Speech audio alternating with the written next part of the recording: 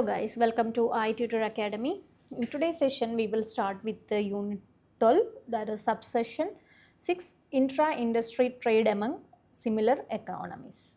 According to the theory of comparative advantage, we already discussed the theories on last video.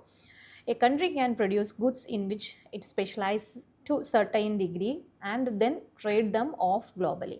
However, a significant proportion of trade is intra-industry trade, trading of goods within the same industry among fairly similar economies like US, Japan, China, Mexico and the European Union. But why do similar economies engage in intra-industry trade? Well, this has three reasons.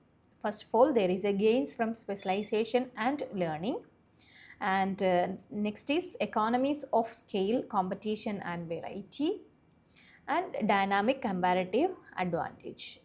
So gains from specialization and learning. Intra-industry trade between similar economies produces economic gains as it allows both the firms and the workers to learn and innovate on particular products and often on some very particular parts of the value chain production of goods in different stages. And economies of scale, competition and variety. The concept of economies of scale means that as the scale of production of an output increases, the average cost of production decline. Intra-industry trade among fairly high-income economies involved a lot of competition among products and customer choice globally if they go for trading internationally. And dynamic comparative advantage. In an intra-industry trade, the comparative advantage is dynamic in the sense that the level of labor productivity does not only depend on climate, geography, education or acquiring of new skill sets.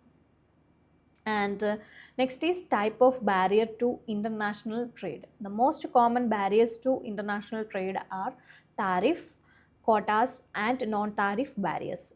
Tariffs are taxes imposed by governments on the imported goods. Quotas, on the other hand, are trade restrictions imposed on the quantitative number of goods that can be imported or exported during a particular period.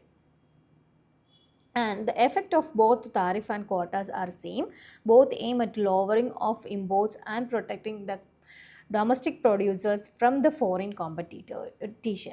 And next is measures to reduce the barriers to international trade. What are the measures? Free trade refers to elimination of all barriers to international trade. Several numbers of organizations and trade agreement are working out to ease the barriers to trade, thereby promoting more of trade and mutual economic gain from it. Some of the important initiatives taken to remove those barriers are discussed below. First of all, there is a general agreement on tariff and trade, that is GATT. Post the Great Depression and World War II, international trade faced stringent cross-border restrictions. To eliminate those, 23 nations came forward and united in 1947 to sign the General Agreement on Tariff and Trade. And World Trade Organization WTO and Regional Trading Agreement RTAs, found in 1995 by the members of GATT located in Geneva, Switzerland, and with approximately 159 member countries at present. And WTO encourages global trade through lowering of trade barriers, introducing multilateral trading system through regional trading agreements, enforcement of international trade rules, and providing a forum for resolving trade disputes. It is also empowered to monitor a country's trade policy and can guilt the guilty members in eliminating all disputed trade restriction imposed, if any. And next is the World Bank and IMF. The primary determinant in helping the poorer nation or the less developing economies to involve as active members in the global trading system is by providing financial assistance. So for this, it helps International Monetary Fund and World Bank. and trading blocks. In some part of the world, a group countries have integrated to allow free flow of commodities and services among their mutual boundaries. Such group of countries are known as trading blocks. The North American Free Trade Association, that is NAFTA, agreement signed for mutual flow of trading among the US, Mexico and Canada, and the European Union, that is signed by 27 countries of Europe to open their borders for free trade, and are two most powerful trading blocs at present.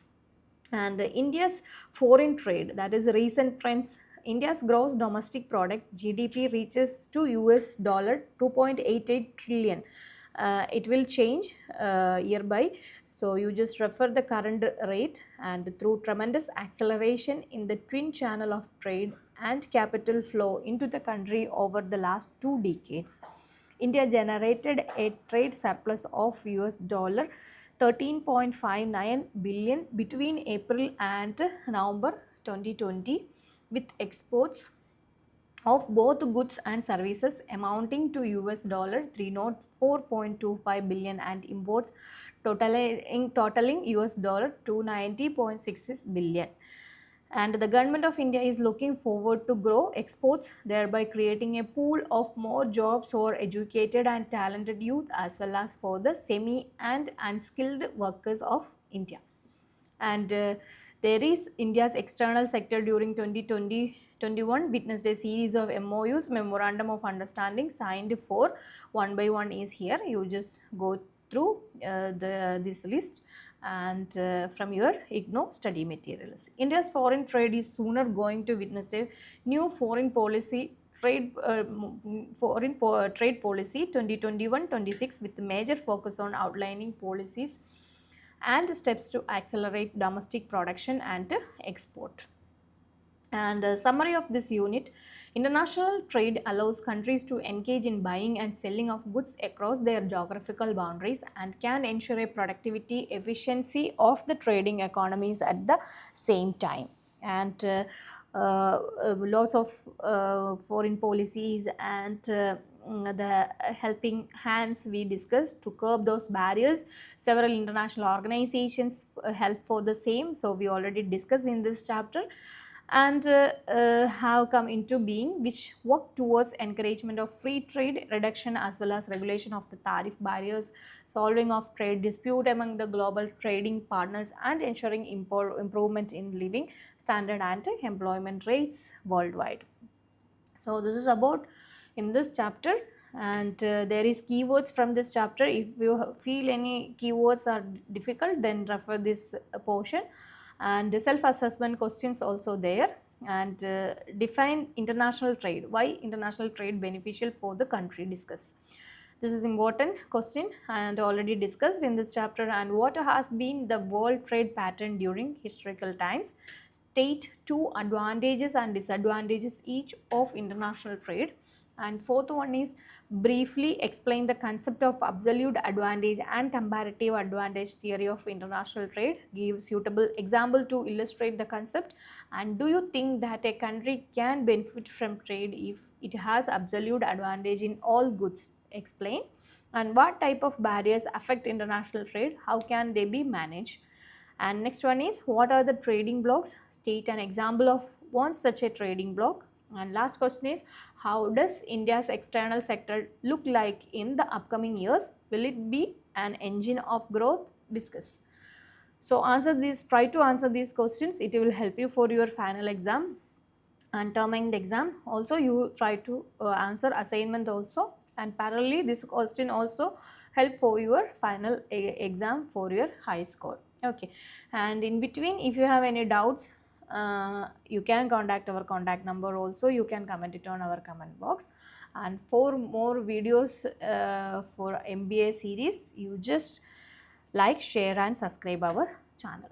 i-tutor ES presents Ignou MBA, complete syllabus coverage classes and individual semester base, subject coverage program for MBA students online and flexible sessions. For more details, contact 62382 17885.